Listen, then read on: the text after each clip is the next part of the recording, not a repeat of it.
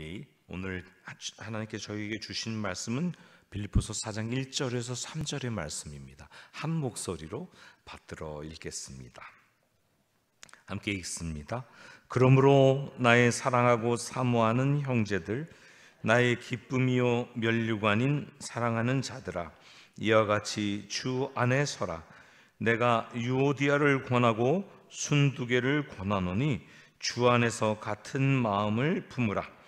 또 참으로 나와 멍에를 같이한 네게 구하노니 복음에 나와 함께 힘쓰던 저 여인들을 돕고 또한 글레멘드와 그 외에 나의 동역자들을 도우라. 그 이름들이 생명책에 있느니라.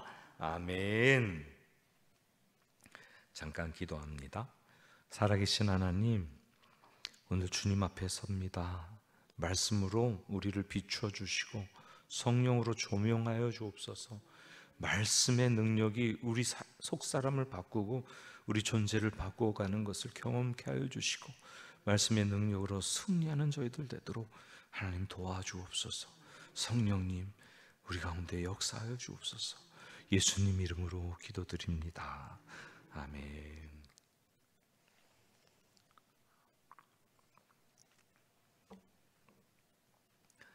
오늘 본문은 이 편지의 마지막 부분이 시작되는 본문인데요, 1장, 2장, 3장의 내용을 받아서 그러므로라고 오늘 본문이 시작됩니다. 그러므로라는 이 단어가 앞의 내용을 다 받았기 때문에 앞의 내용을 이쯤에서 한번 잊어버리시기도 하셨을 수도 있고 살펴보는 게 좋을 것 같습니다. 짤막하게, 그런데 정리해 보니까 짤막하지 않더라고요. 그래도 하여튼간 최대한 압축해서 여러분 나누고 오늘 본문으로 들어가겠습니다.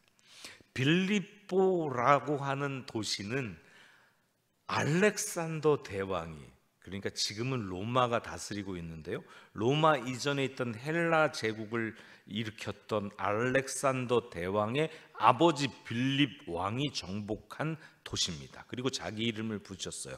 빌립보라고. 그런데 후에 로마가 정복해서 이 도시가 지정학적으로 괜찮으니까 그 도시를 안토니우스 황제가 자기의 군사도시로, 요즘으로 말하면 특별시 이런 식으로 만든 거죠. 그리고 로마와 대로로 연결했습니다.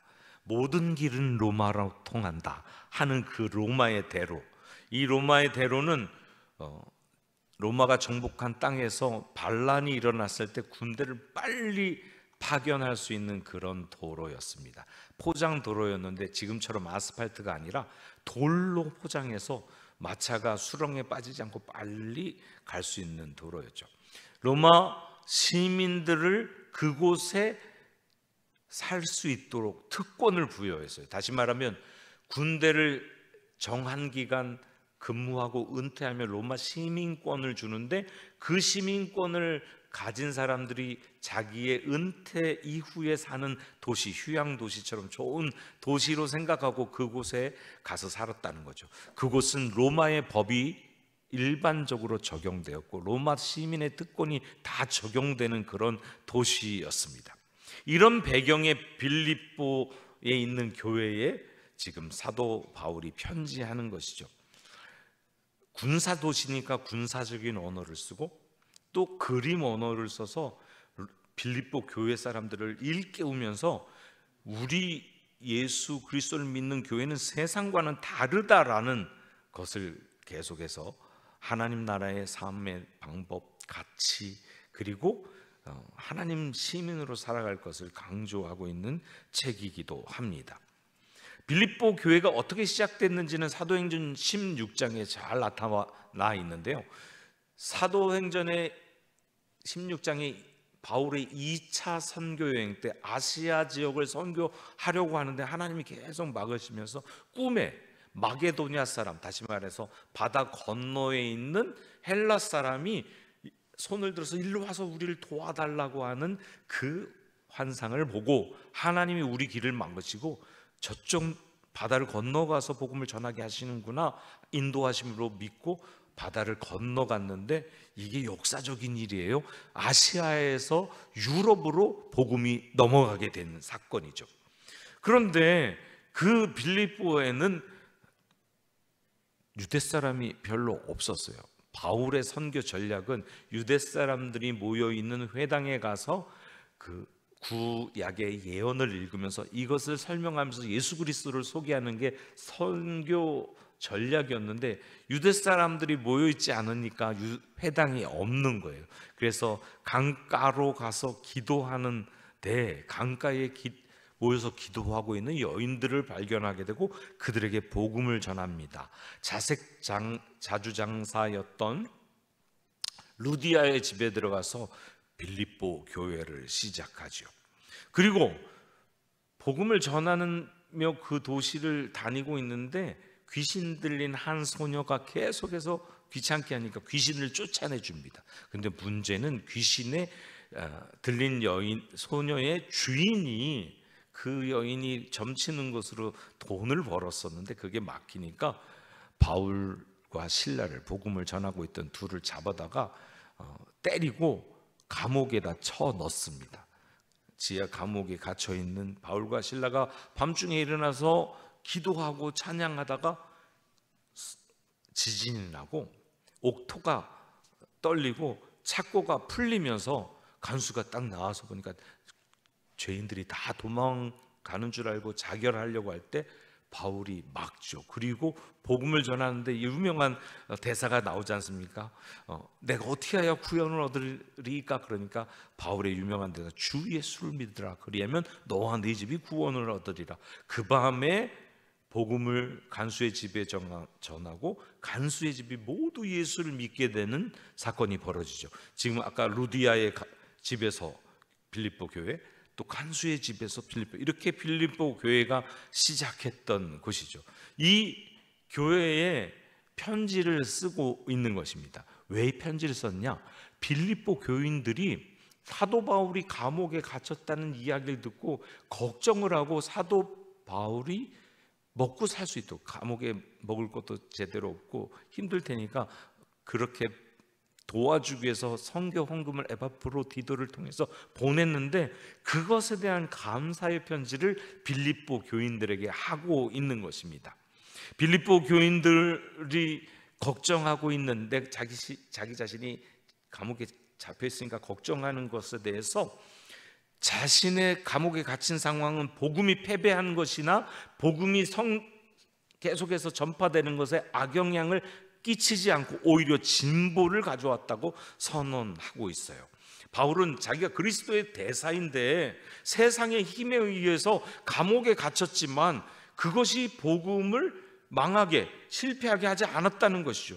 그것 때문에 혹시라도 빌립보 교인들이 믿음의 회의가 올까봐 그렇지 않다, 오히려 복음의 진보가 있다, 여기 갇혀 있으니까 사람들이 찾아와서 복음을 듣는구나 라고 말하고, 또 하나는 자기가 갇힌 것을 보고 어떤 사람은 사도 바울이 갇혔으니까 나라도 열심히 해야지 하면서 복음을 전하는 사람이 많아졌다는 것과, 또 어떤 사람은 사도 바울이 갇혔으니까 이제 복음 못 전하잖아, 내가 더 많이 전해서 내가 더 많이 인기를 얻어야지, 이렇게 역기능적으로 복음을 전하는 사람들도 생겼기 때문에 오히려 복음은 더 진보하고 더 전파되고 있다고 말하면서 그것 때문에 걱정하지 말라는 거죠. 오히려 예수 그리스도가 증거되고 복음이 증거되는 것이, 이렇게 열매 맺는 것이 하나님께 영광이 된다니까, 그러므로 나는 더 소망이 있다 라고 말하면서 아주 유명한 고백을 합니다.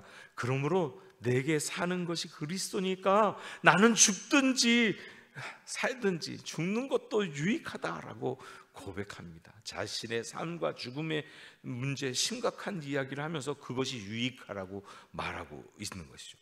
그리고 나서 갑자기 태도를 바꾸어서, 그런데 그런 거는 중요한 게 아니야, 진짜로 중요한 것은 그리스도를 믿는 여러분들이 복음 앞에 합당하게 살고 서는 것이야 라고 말하는 것입니다.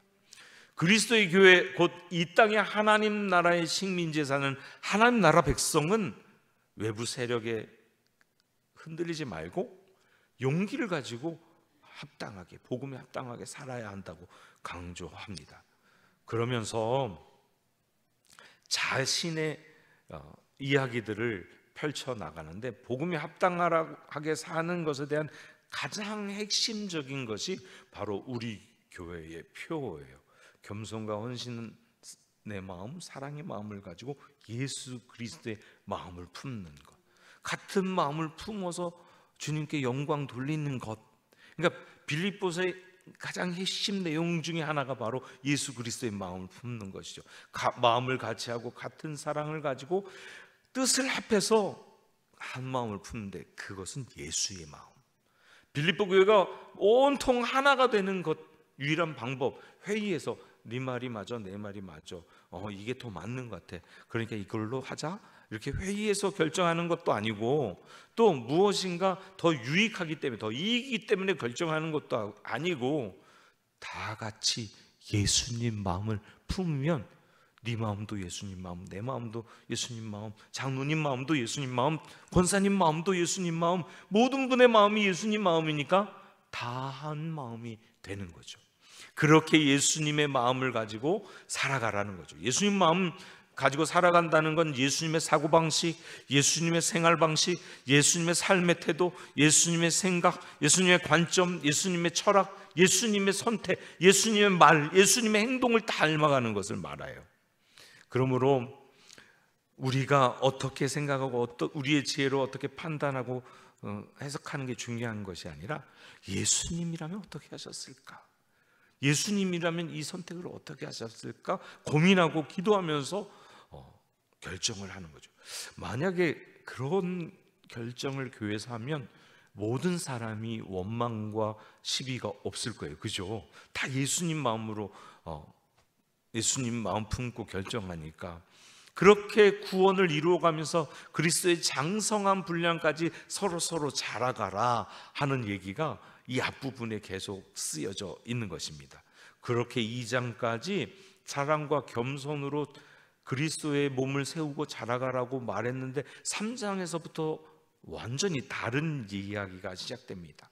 무슨 얘기냐면, 상당히 격하고 또 환한 어조로 말하는 것 같이 한 마음이 돼서 사랑의 공동체를 이루는데, 그리스도를 믿는 신앙에 방해되는 것이 침해되면 그것을 대적하고 싸우라는 것입니다. 크게 두 가지 문제가 있어요. 하나는 유대 율법주의, 하나는 쾌락주의 또는 반도덕주의가 있었어요. 그러므로 예수님으로 얻은 자유를 가지고 쾌락과 자유로 나가거나, 예수님이 허락하신, 믿음으로 허락하신 자유를 율법으로 얽매이지 말라고 말하는 것이죠. 그래서 유대교적 신앙에 대해서 대비하고, 또 반도덕적인 철학에 대해서 대비하면서 그리스도의 복음으로 싸워서 이기라고 강하게 말합니다. 반도덕주의자들, 자유주의자들의 영향은 교회를 더럽고, 율법주의자들의 영향은 교회를 옥죄고 활성화시키지 못하는 방식으로 만들었습니다. 사실 어떻게 보면 지금 현대교회도 이 두 가지가 큰 적이에요. 무슨 말이냐면, 우리는 말씀을 보니까 자연스럽게 율법에 가까워지죠. 그래서 성경에서 하라는 것과 하지 말라는 것에 우리는 쉽게 받아들이다 보니까 그것에 자꾸 초점 맞추면 어떻게 돼요? 율법주의처럼 조금 바뀔 수 있어요. 반대로 세상이 말하는 자유를 누리겠다고 하다 보면, 세상의 자유는 브레이크가 없는 자유거든요. 방종이거든요. 방임이거든요. 그러니까 그리스도께서 허락하신 자유와는 전혀 다른 죄 가운데 달려가는 자유예요. 그 두 가지가 교회 안에 들어오기 시작하면 교회가 흔들리고 건강함을 잃게 되는 것이죠. 그것에 대해서 사도 바울은 두 개의 전선에 동시에 싸우라고 말하는 것처럼, 군사처럼 빌립보 교인들이 복음의 원수인 이 두 세력에 대해서 믿음의 싸움을 싸우라고 말합니다. 놀랍죠? 이거는 2000년 전 빌립보 교회가 아니라 우리 교회에 주신 말씀도 마찬가지입니다. 이 지역과 사회, 팔단산 주변을 둘러보면 둘레길 걸으시는 분들은 다 느끼셨을 텐데 무당과 점집이 엄청 많잖아요. 모든 종교가 다 모여 있는 것 같은 이쪽에 전기가 좋다나 뭐가 좋아가지고 저희 집 가는 길에 10개는 되더라고요. 이렇게 내려가는 길에 무슨 산신령 무슨 뭐 이렇게 점치는 분들도 많고, 또 절도 큰 절이 있고, 이런 종교 백화점과 같은 지역이 팔단산 지역인데, 이 지역에 우리 교회를 세웠다, 복음으로 방어해내고 승리하라고 하신 것과 같다고 믿습니다. 그러므로 우리 교회에 하신 말씀과 같다는 거죠. 그러면서 사도 바울이 빌립보 교인에게 준 메시지가 우리에게 주는 메시지인데, 주 예수 그리스도를 아는 지식이 가장 고상하기 때문에 표대를 향하여 예수 그리스도께서 위에서 주시는 부름의 상, 하나님이 주시는 그 상을 향해 끝까지 달려가라고 격려하고 축복하는 것이죠. 그러면서 마지막에 내가 그렇게 사니까 나를 본받으라, 내가 예수 그리스도 본받는 것처럼 너희도 예수 그리스도를 본받아라, 하늘나라 시민권을 가진 시민처럼 살아라. 지난번에 나눴던 말씀입니다. 이렇게 3장에 말씀하고 이제 4장으로 들어오는데, 대단히 재미있는 것은 이 마지막 부분에 3장까지는 상당히 신학적이고 교회를 건강하게 지키기 위한 논쟁적인 이야기들이 계속되었다면, 4장에는 개인적이고 구체적인 이야기들이 시작된다는 이야기입니다. 그러므로 4장 1절 한번 같이 읽어보겠습니다. 그러므로 나의 사랑하고 사모하는 형제들, 나의 기쁨이요 면류관인 사랑하는 자들아, 이와 같이 주 안에 서라. 지금 그러므로는 앞에 1장부터 3장까지의 내용을 받았고요, 뒷부분에 있는 이와 같이는 앞으로 전개될 내용을 말하고 있는 것입니다. 그러므로 다시 말하면 그리스도인들은 이 땅에 박혀있는 하나님 나라 시민권을 가진 백성이니까, 그 백성처럼 영광스러운 예수 그리스도 바라보며 앞으로 그렇게 변화될 것이니까 그거에 합당하게 살라고 말하면서 어떻게 해요? 주 안에 서라고 말합니다. 주 안에 서라. 어디서요? 주 안에. 어디에 서요? 예, 옆 사람에게 말해주세요. 주 안에 서십시오. 아멘. 주 안이라는 표현을 조금 이따가 더 살펴볼 텐데요, 주 안에 서는 것이 필요합니다. 세상의 학문 안에 서는 것이 필요하지 않고, 세상의 합리적이라고 하는 것 안에 서는 것이 필요하지 않고, 무엇인가 더 유익하고 이익이라는 것에 서는 것이 필요한 게 아니라 어떻게? 주 안에 서는 것이 필요합니다. 주님의 뜻 안에 서는 것이고 주님의 마음 안에 서는 것이죠. 좀 이따 더 살펴보겠습니다. 여기 빌립보 교인들을 향하여 뭐라고 표현하고 있는지 살펴보시죠. 사랑하고 사모하는 기쁨이요 면류관인. 와, 지금 바울이 빌립보 교인들을 이렇게 느끼고 있고 사랑하고 있다는 얘기입니다. 여러 호칭을 사용해서 자신의 사랑을 나타내고 있는데, 첫 번째가 사랑한다는 표현이에요. 곧 내가 정말 사랑하는. 또 사모한대요. 사모한다는 것은 어떤 것일까요?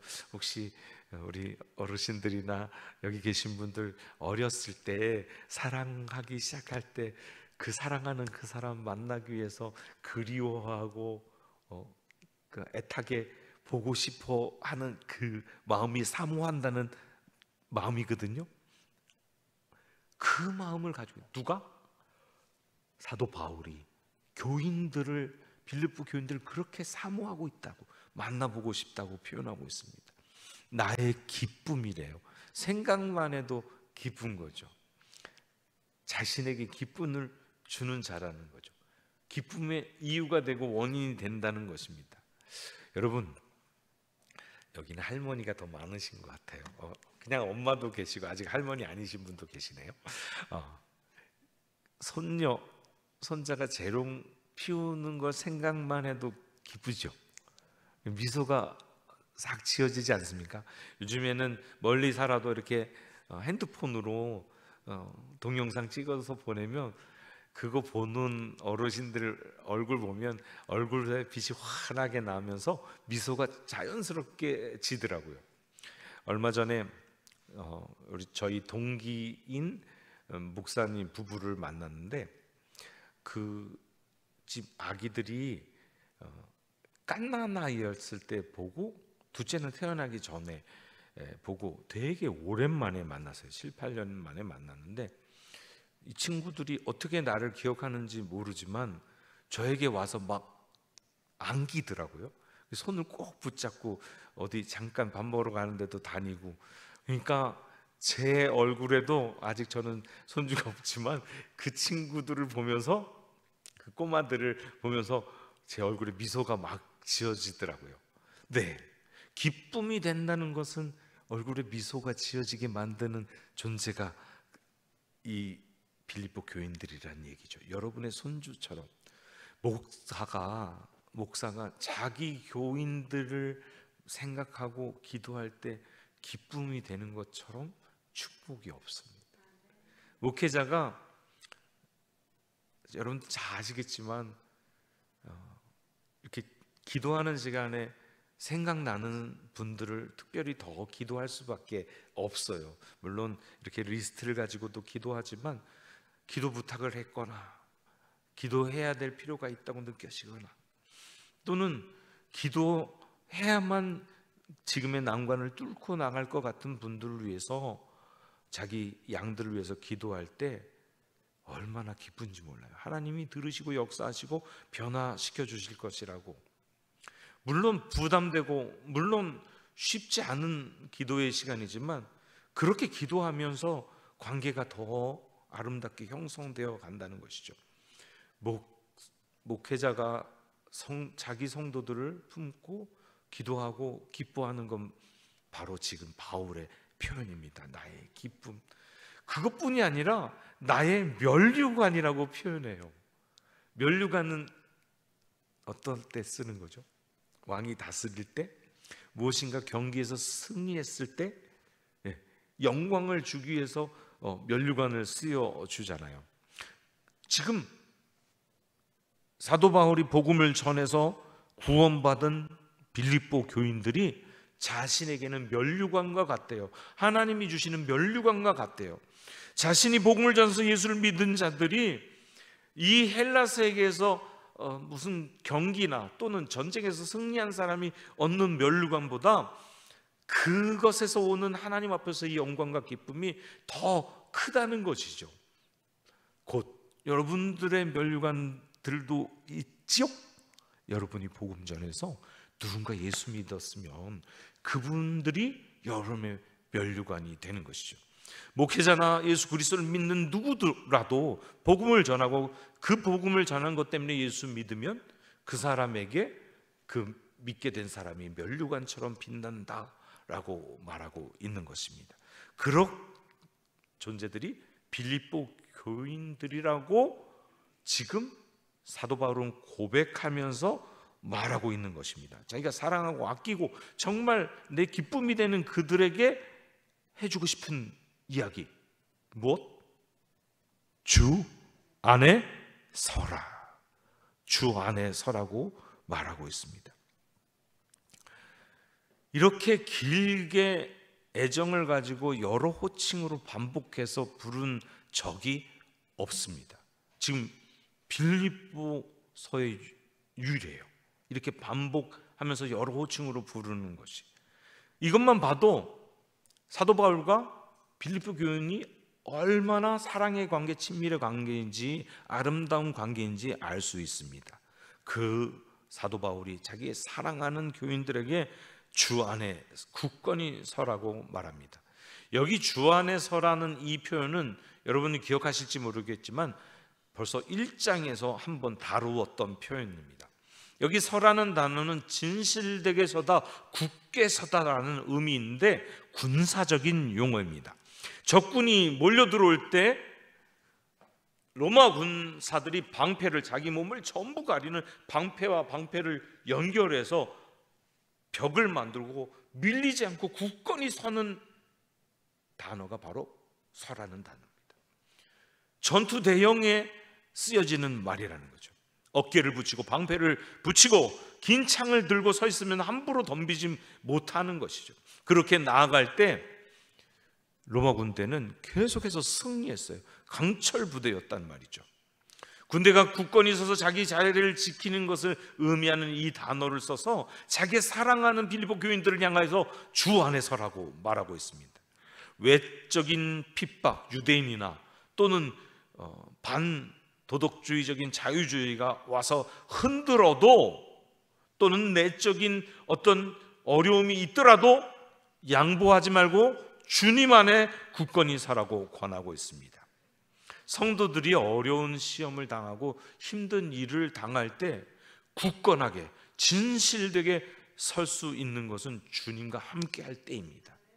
주님 안에 있을 때, 엔퀴리오, 주 안에서라는 표현은 주님과 함께 할 때라는 말입니다. 사랑하는 성도 여러분, 여러분이 주님과 함께 굳건히 설 수 있을 것을 믿습니다. 여러분 가슴에 손을 대고 한번 말해 보십시오. 주 안에 서자. 아멘. 그냥 서는 게 아니라 군사가 군대로서 강하게 서는 것처럼 강하게 서시기를 바랍니다. 바울이 마치 자신의 군대를 전쟁터에, 이 세상이라고 하는 전쟁터에 보내면서 어떻게 싸워야 할지 그 전략을 말해주는 것과 같습니다. 주 안에 굳게 서라는 의미는 몇 가지 의미가 있는데, 하나는 주님을 고백하는 믿음, 그 주님께 순종하는 믿음을 끝까지 지키라는 것입니다. 쉽게 말할게요. 뭘 지켜라? 믿음을, 주님을 믿는 그 믿음을 지키라는 것이죠. 순종하는 그 믿음을 지키라는 것입니다. 어떤 유혹이나 어떤 핍박이 와도 동요 일으키지 말고 확실히 믿음을 지키라 하는 의미입니다. 두 번째로 주 안에 서라는 의미는 주님께서 주시는 능력으로 서라는 얘기입니다. 우리 힘, 우리의 능력이 아니라 주 안에 주님께서 주시는 그 능력으로 서라고 말하는 것입니다. 빌립보 교인들이 자신들의 능력으로, 자신들의 논리로 힘들어요. 그냥 우리도 똑같아요. 지금 이 현대를 살아가는 우리는 우리의 논리와 우리의 지식, 우리의 능력으로 힘들어요. 세상의 가치관이 얼마나 교묘하게 우리에게 하나님의 가치관을 내려놓고 더 합리적이라는 것을 선택하라고 계속 요구하는지 몰라요. 우리 논리로 하면 고리타분하다고, 이렇게 딱 막혔어, 이렇게 볼 수도 있을 정도예요. 제가 청년 목회하니까 조금만 성경적인 이야기 힘있게 아니면 세게 말하면 어떻게 느끼냐면, 목사님 너무 완고해요, 너무 보수적이에요, 이런 식으로 표현해요. 근데 제가 안타까운 건 성경은 그렇게 말하고 있는걸요. 근데 이것을 청년들이 알아듣게 하기 위해서 계속 설명하는 게 어떻게 보면 되게 어려운 이야기고 힘든 이야기예요. 그렇지만 분명한 것 하나 있습니다. 성경은 너무나 명확하고 분명하게 믿음 안에서 성격적 가치관을 가지고 굳건히 서라고 말하고 있는 것입니다. 빌립보 교인들이 자신의 능력으로 하면 로마 관원들이나 이방인 핍박, 유대교의 핍박에서 당해낼 수가 없습니다. 신학적 논쟁에서 이길 수가 없습니다. 왜요? 벌써 유대교의 신학은 구약이라는 것을 다 정리해 놓은 상태이기 때문에 자칫 잘못하면 그거에 휩쓸려 버리고 맙니다. 그때 주님께서 주시는 능력으로 감당할 수 있는 것입니다. 여기 쓰인 단어가 주라는 표현입니다. 그리스도가 아니라 주라고 표현했다는 것에 주목할 필요가 있습니다. 주라는 표현은 주인 된다는 표현입니다. 다시 말하면 예수님이 온 우주의 주인 된다, 만유의 주인 된다, 주인으로 다스리고 있고 주인으로 섭리하고 있다는 표현입니다. 그러므로 모든 죄악과 고난의 세력으로부터 승리하는 것은 온 우주 만물을 가지고 계시고 소유하고 계시고 섭리하시는 주님의 능력으로 가능하다는 이야기와 맞습니다. 2000년 전 빌립보 교인에게 뿐 아니라 지금 21세기를 살아가는 우리 수원선결교회 교인에게 동일하게 주 안에서 주의 능력으로 굳건해 서라고 말씀하고 하는 것과 같습니다. 그리고 이와 같이라는 표현이 이와 같이 주 안에서라고 되어 있으니까 이와 같이라는 표현을 설명할 필요가 있는데 오늘은 전부 다 설명 못하고요. 2절에서부터 9절까지 나온 내용이 이와 같이인데 첫 번째 것만 설명할 수 있습니다. 주 안에서는 첫 번째, 주 안에 같은 마음을 품는 것입니다. 우리가 4장 2절 함께 읽어보실까요? 함께 읽습니다. 내가 유오디아를 권하고 순두개를 권하노니 주 안에서 같은 마음을 품으라.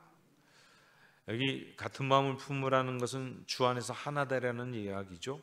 같은 마음을 품는 것은 아까 1장부터 3장 내용을 설명할 때도 이야기했지만 어떻게 해야 같은 마음 품어진다고요? 회의로?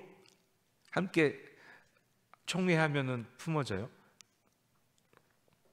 여전도에 이렇게 회의하면은 같은 마음이 돼요? 같은 마음, 예수의 마음을 품을 때 하나가 되는 것이죠. 같은 마음이 되는 것이죠.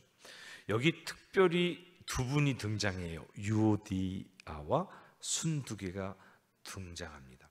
두 분은 다 여자분이십니다. 그리고 두 분은 다 교회의 리더십을 가지고 계신 분이세요. 아마도 유추하기를 처음 빌립보에 가서 복음을 전할 때 여인들에게 복음을 전했잖아요. 루디아와 여인들, 그 중에 속해 있을 것이라고 해석하는 신학자들도 있습니다. 그들에게 권한다고 표현하는데 이 권하는 건 간곡하게 호소하는 것을 말하는 거예요. 그들을 위로하는 것을 말하는 것이. 이 두 분이 무슨 일인지 모르게 한 마음이 안 돼 있습니다. 김장김치 하다가 고춧가루를 더 넣자고 말하고 여기는 젓갈 더 넣자고 그래서 두 분이 한 마음이 안 됐는지, 전도하러 나갈 때 동쪽으로 가자 서쪽으로 가자 해서 한 마음이 안 됐는지, 기도 모임할 때 여기 본당에서 하자 중보기도실에서 하자 아니면 다른 어느 곳에서 하자 해서 한 마음이 안 됐는지 잘 모르겠어요. 2000년 전 사건인데 사도 바울은 무엇 때문에 한 마음이 안 됐는지에 대해서는 적지 않아요. 단지 두 분의 이름을 들어서 권하면서 한 마음을 품으라고, 같은 마음을 품으라고 권하고 있어요.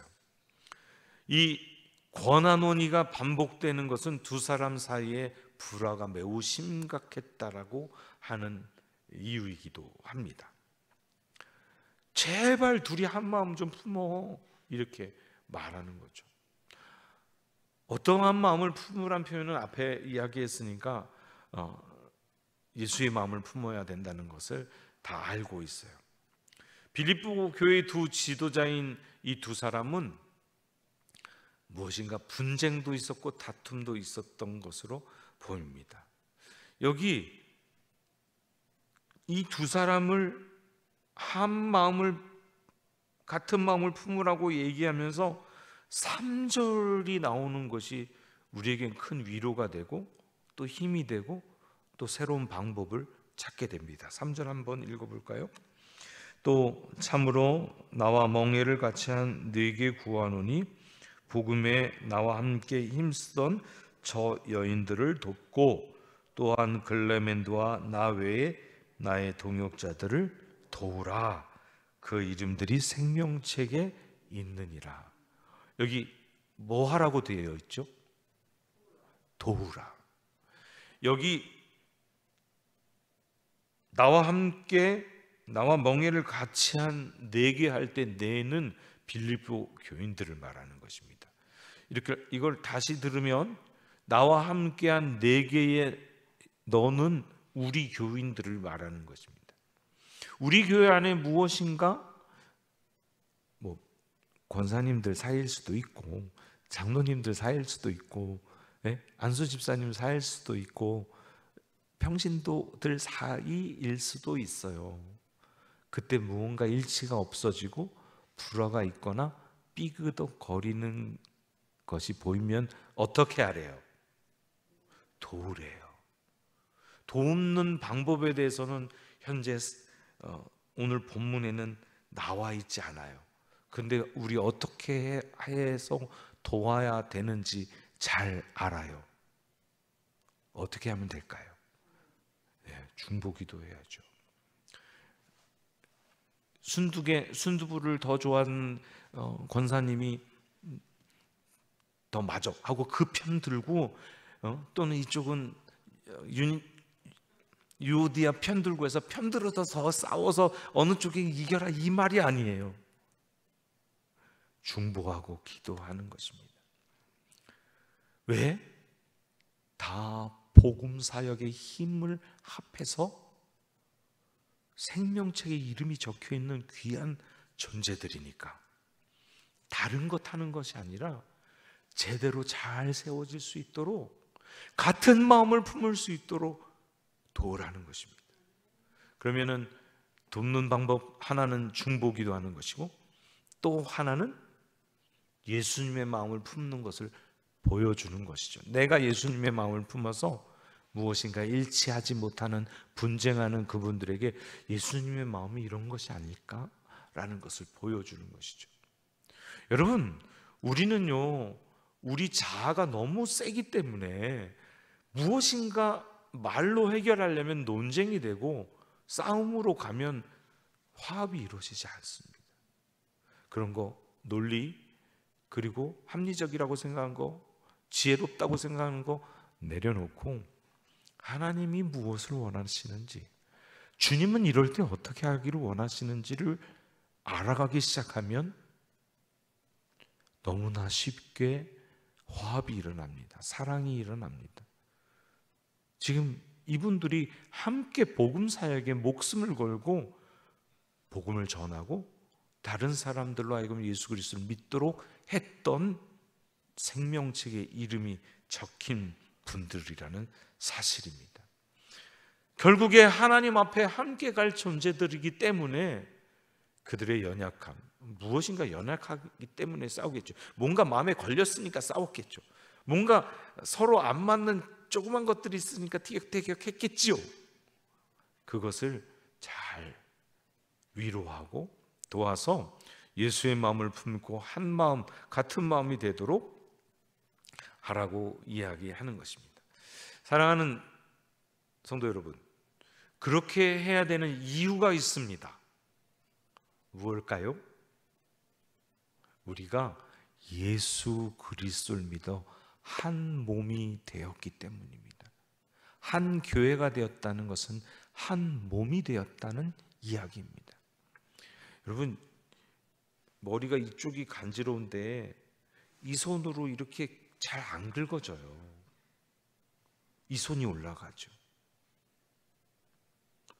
자동으로 올라가죠. 우리가 어떤 두 분이 화합을 이루지 못하는 것은 이 부분이 가렵다는 얘기예요. 그것이 느껴진 사람이 가서 돕는 사람입니다. 그것을 눈치챈 사람이 함께 해줘야 되는 사람입니다. 우리 몸을 이루었다는 것은 하나님이 우리 한 사람 한 사람을 이렇게 서로 돕는 존재로 사용한다는 이야기와 같습니다. 사랑하는 성도 여러분, 우리는 어떻습니까? 우리 교회는 어떻습니까? 의견이 달라서 반목하지는 않나요? 무엇인가 서로에게 상처가 있는 상태는 아닌가요? 어떤 이유인지 모르지만 하나 되기 어려워하는 부분이 있지 않나요? 저는 온 지 1년 조금 넘어서 잘 모르는 부분이 있을 수도 있을 것 같아요. 저는 장점만 많이 보여서 우리 교회는 되게 좋고 따뜻한 교회를 느껴집니다. 그렇지만 속속들이 95년 된 교회를 잘 아는 여러분, 우리 교회 안에 조그만 상처기가 있거나 곪고 있는 부분이 있다면 여러분들이 찾아가셔서 주님께 순복하고 주 안에서 더 같은 마음 품고 하나 되도록 나아갔으면 좋겠습니다. 오늘 본문은 너무나 명확하게 주 안에서 서는데, 굳게 서는데 무엇을? 같은 마음을 품어서. 너무나 구체적으로 유오디아와 순두계, 우리 교회에 그 이름 대신에 넣을 분들이 혹시 계실지 모르겠어요. 그렇다면 그분들을 돕는, 그래서 우리 교회가 더 건강해지는, 그래서 주님께서 더 기쁘게 사용하시는 우리 교회 되기를 축복하며 이 말씀을 드립니다.